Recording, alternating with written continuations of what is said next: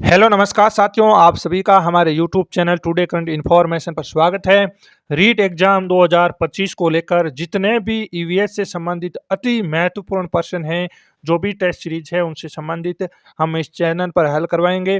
और यहाँ से बहुत सारे जो ईवीएस से संबंधित प्रश्न हैं वो आपके परीक्षा में हूबहू देखने को मिलेंगे। और जो ईवीएस का आपके रीट के अंदर 30 नंबर की वेटेज है, ये 30 में से 30 का स्कोर हम पूरा करवाएंगे। तो आज के सेशन का हम 30 प्रश्न हल करेंगे, चिंता मत करिएगा और हर एक प्रश्न को अच्छे से देखिएगा। चलिए सेशन को शुरू करते हैं। वीडियो को लाइक करना, शेयर करना और अपने सभी मित्रों के साथ एक बार जरूर भेज देना। चैनल को सब्सक्राइब जरूर कर देना। पहला यहाँ पर प्रश्न है, बाल समाज की जो बालक है वो समाज की परंपराएं एवं संस्कार कहाँ से सीखता है। तो एक बालक होता है वो समाज की परंपराएं हैं, जो संस्कार है वो अपने परिवार से ही सीखता है। दूसरा प्रश्न है, जैविक संबंधों पर आधारित समाज की सबसे छोटी इकाई कौन सी है। जैविक यानी जो वंश कर्म से संबंधित आधारित जो समाज की सबसे छोटी इकाई है वो परिवार ही है। क्या है? परिवार है।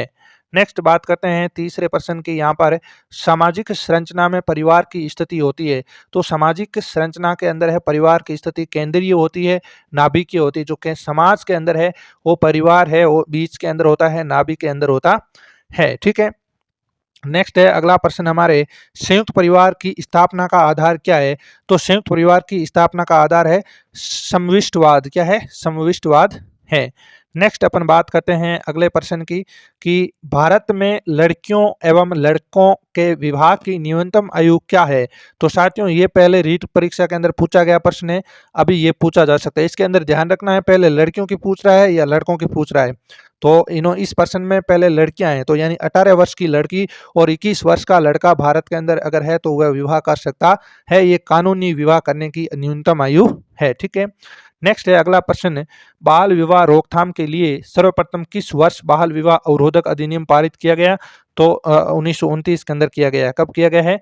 1929 के अंदर किया गया है। नेक्स्ट अपन बात करते हैं अगला प्रश्न है, बाल विवाह रोकथाम के लिए सर्वप्रथम प्रयास करने वाले समाज सेवी हरविलास शारदा का संबंध कहाँ से है। तो ये अजमेर से है। कहाँ से इनका संबंध? अजमेर से है। अगला प्रश्न है, राष्ट्रीय बाल श्रम उन्मूलन प्राधिकरण की स्थापना कब होती है। तो इसकी स्थापना होती है 26 सितंबर 1994। ठीक है ना। सारे प्रश्न अति महत्वपूर्ण है, रीट के अंदर पूछे जा सकते हैं, आप सबको इसको याद करना है। ठीक है। निम्नलिखित में से सामाजिक बुराइयां हैं। तो सामाजिक बुराइयां, बाल श्रम सामाजिक बुराई है, सागड़ी प्रथा सामाजिक बुराई है, कन्यावध सामाजिक बुराई है, दास प्रथा सामाजिक बुराई है और त्याग प्रथा क्या है? सामाजिक बुराई है। तो सभी ये सामाजिक बुराइयां हैं। अगला 10वां प्रश्न है कि सामाजिक बुराइयां पाई जाती है। तो सामाजिक बुराइयां पाई जाती है, कहाँ पाई जाती है? केवल एकल परिवारों में, केवल एकल एवं संयुक्त परिवारों में, केवल ग्रामीण क्षेत्र में, या एकल संयुक्त परिवारों और गांवों या शहरों में पाई जाती है। तो जितनी भी सामाजिक बुराइयां हैं, जैसे बाल विवाह हो गया, मृत्यु भोज हो गया, इसके अलावा और भी बहुत सारी जो सागड़ी प्रथा, दास प्रथा, त्याग प्रथा, ये सारी है, हर जगह आपको मिलेगी। एकल परिवारों में भी मिलती है, संयुक्त परिवार में भी मिलती है, गांवों में भी मिलती है, तो फिर शहरों में भी मिलती है। तो ये सब में पाई जाती है। अगला प्रश्न है, निम्नलिखित में से किस अनुच्छेद में मानव दुर्व्यवहार एवं बलात् श्रम का निषेध हेतु संवैधानिक प्रावधान किया गया है। तो इससे संबंधित अनुच्छेद 23 है। ठीक है। नेक्स्ट अगला प्रश्न है 102 नंबर, कारखाना अधिनियम कब पारित किया गया है। इंपॉर्टेंट प्रश्न है। तो ये 1948 के अंदर पारित किया गया है। 103वां सवाल है, निम्नलिखित में से किस वर्ष है जो बाल श्रम निषेध विनियमन संशोधन अधिनियम लागू किया गया। तो ये 2016 के अंदर लागू किया गया है। ठीक है ना। अगला प्रश्न है, गुटखे के सेवन होने से कौन सा रोग होता है। जब हम गुटखा खाते हैं, कोई अधिकतर लोग आपको देखते होंगे इधर, तो ज़्यादा गुटखा खाता है तो उनको क्या हो जाता है? एक रोग हो जाता है, उसका नाम है सब म्यूकस फाइब्रोसिस। ठीक है ना। इंपॉर्टेंट है, रीट के अंदर पूछा जा सकता है। ठीक है ना। तो गुटखे के सेवन से सब म्यूकस फाइब्रोसिस ये रोग हो जाता है। ठीक है। अगला 105 नंबर सवाल है, तंबाकू की पत्तियों में निकोटीन एल एल्केलॉइड की मात्रा कितने प्रतिशत होती है।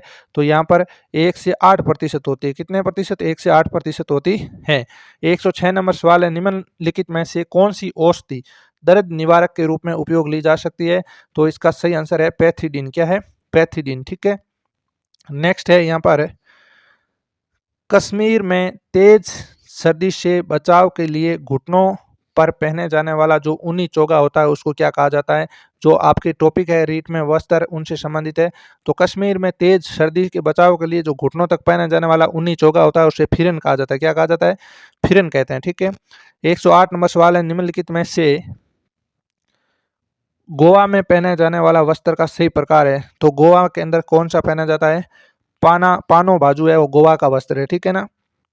नेक्स्ट अगला प्रश्न है यहाँ पर 109 नंबर, शराब की लत किससे होती है? तो शराब की लत, शराब के अंदर है एथिल एल्कोहल होता है, उससे क्या हो जाती है? शराब की लत लग जाती है।